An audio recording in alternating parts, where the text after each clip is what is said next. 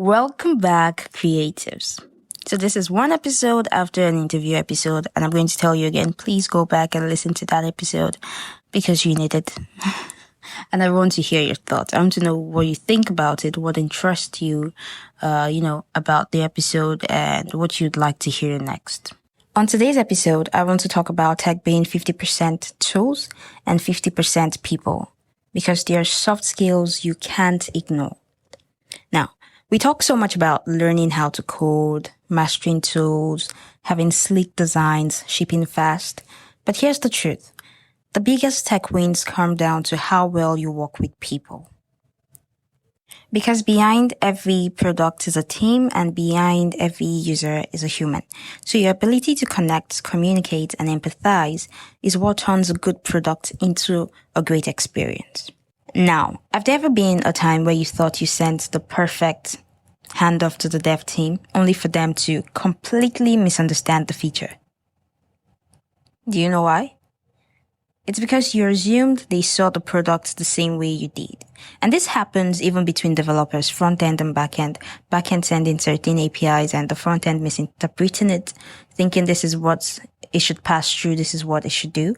But we need to understand that communication is a skill, not just a checkbox.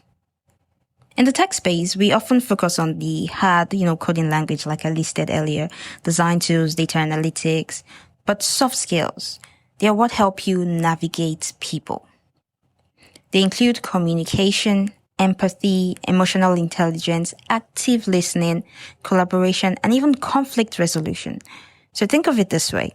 Hard skills get the job done. Soft skills determine how the job gets done.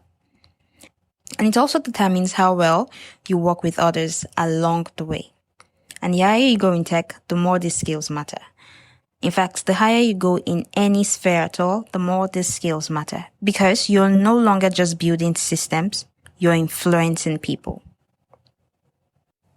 So the reason why these soft skills matter in tech is that we rarely work alone. Whether you're a product manager, a designer, engineer, or data analyst, you're constantly collaborating across teams, across roles. That means communication is your best weapon. If you misunderstand a requirement, you could delay a launch. If you fail to empathize with users, you might build something no one wants. All these things need to be considered. While empathy helps you design a better user journey, it's clarity that keeps your devs from guessing what a feature should do. Should we talk about leadership? Because if you're aiming to grow in your career, emotional intelligence is a must. You won't lead by knowing the most. You lead by bringing people together. If we're being real, most of us weren't taught how to communicate well in tech. And I can tell you this because I've been there. And as a product manager, it is very paramount that we know how to communicate and empathize. It's one of the skills that we must learn to hone and, master. I have been in situations whereby I just want to be strictly professional. And that kind of causes a sort of disconnect. And to be honest, developers don't really like product managers. So you want to be likable, like Victor Ayola said. And to do that, you want to be able to empathize. You want to be able to communicate deeply, I'd say. So we end up writing detailed documents, but forget to check if the other person actually understands. We avoid saying no directly because we don't want conflicts, So we say maybe and cause confusion. We give feedback that's too vague or worse, too harsh in the name of constructive criticism because we haven't learned how to be constructive. And then there's empathy. It's not just about being nice. It's about understanding perspectives that aren't your own. Whether it's a stressed out dev, a confused stakeholder, or a frustrated user, it's putting yourself in their shoes. The question now would be, how do we get better? So soft skills aren't magic. They're muscles. You build them by practicing.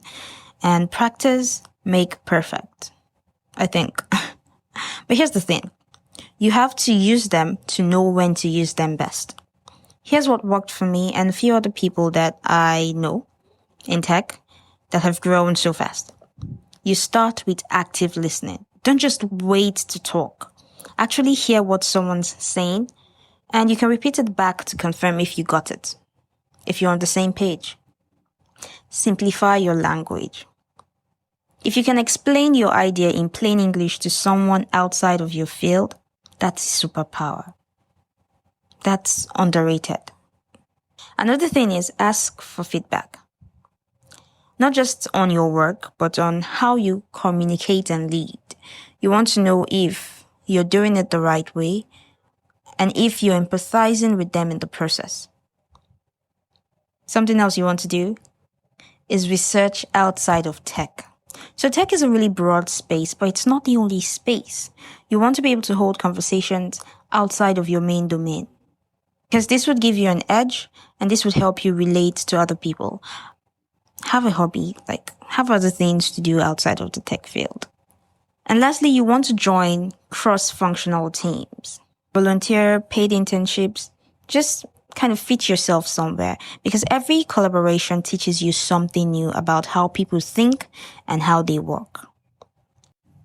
So what I just want to say is, in tech, tools will change, frameworks will get outdated, but your ability to communicate, empathize, and connect, that's timeless. The best product comes from teams that listen well, trust deeply, and lead with clarity. So, yes, learn the tools, very important. Master your craft. But don't forget the people part, because tech is 50% tools, 50% people. And the human side, that's what makes it all work.